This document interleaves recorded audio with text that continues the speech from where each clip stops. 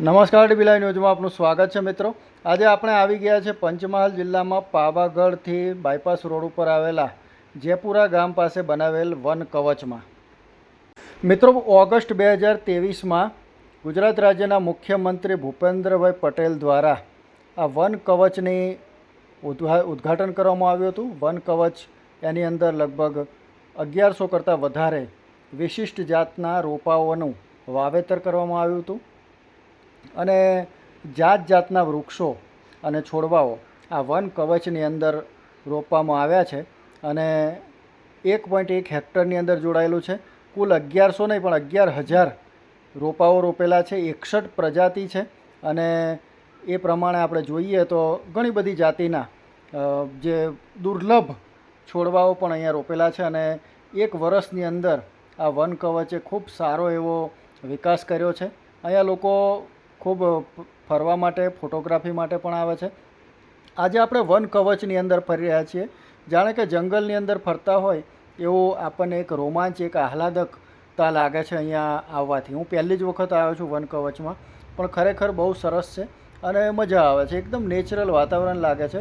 પહેલાં મને એવું થતું હતું કે આ શું આ ખોટા ખર્ચા કર્યા છે વન કવચ બનાવીને, પણ ખરેખર અંદર જ્યારે ગયો ત્યારે બહુ સારું લાગ્યું।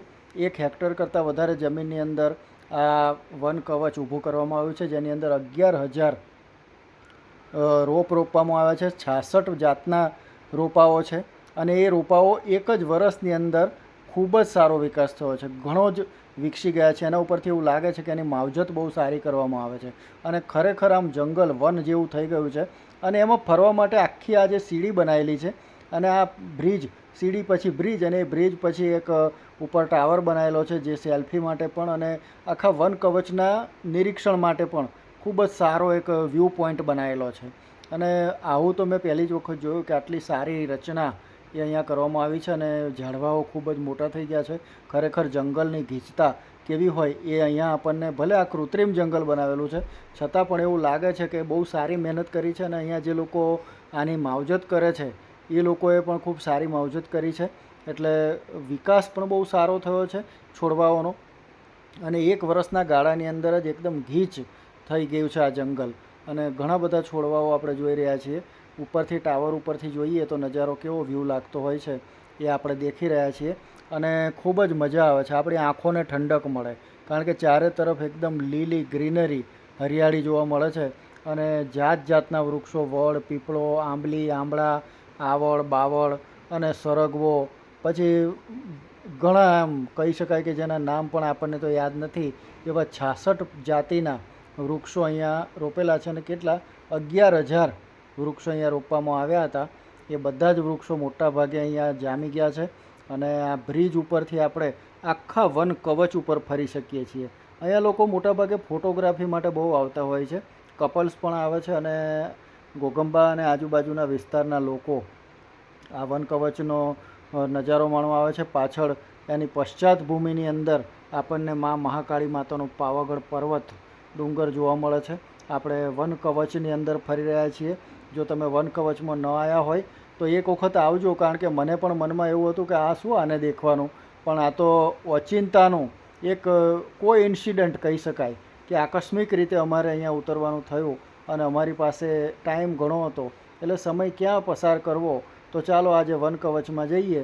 તો વન કવચની અંદર ગયા। આસત્રી, આવળ, બાવળ અને બીજા ઘણા બધા વૃક્ષો અહીંયા જોવા મળે છે, કણજ અને આ બધા વૃક્ષો એ ખૂબ જ આયુર્વેદિક ગુણધર્મો ધરાવે છે। સાગના વૃક્ષ છે, વડના વૃક્ષ છે, પીપળાના વૃક્ષ છે, બિલ્લીના વૃક્ષ છે અને આવી રીતે આ વૃક્ષો એ આયુર્વેદિક રીતે તો ખૂબ જ ઉપયોગી છે અને એના ઉપર જે સંશોધન કરી અને એનું અહીંયા માવજત કરવામાં આવે છે, એટલે કે આપણા જે કુદરતી વારસો છે એને સાચવવાનો એક સારો પ્રયાસ છે સરકાર દ્વારા અહીંયા કરવામાં આવ્યો છે। વન વિભાગ, પંચમહાલ રેન્જ દ્વારા, પંચમહાલ વન વિભાગ દ્વારા આની જાળવણી પણ ખૂબ જ સારી રીતે કરવામાં આવી છે અને ખૂબ સારું વન કવચ તૈયાર કરવામાં આવ્યું છે। નામ પણ યથાયોગ્ય છે। આ આંકડો આપણે જોઈ રહ્યા છીએ, જેના ફૂલ હનુમાનજી ઉપર ચડતા હોય છે, આંકડાના ફૂલ।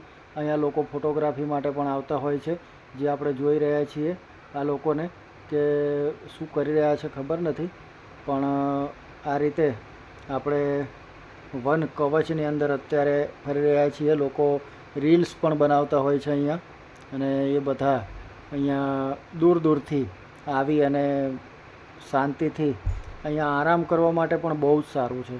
હું તો એવું કહું છું કે જ્યારે પણ ટાઈમ મળે ત્યારે અહીંયા આવી અને આરામ કરવો જોઈએ, કારણ કે દિવસે ખૂબ જ સારી રીતે અહીંયા આમ એકદમ ઠંડુ વાતાવરણ છે, અને સાંજે સવારના 8 વાગ્યાથી સાંજના 6 વાગ્યા સુધી આ વન કવચ ખુલ્લું હોય છે, જેની અંદર આપણે શાંતિથી ફરી શકીએ છીએ. નિઃશુલ્ક છે, અહીંયા કોઈ પૈસા કે ચાર્જ લેવામાં નથી આવતો.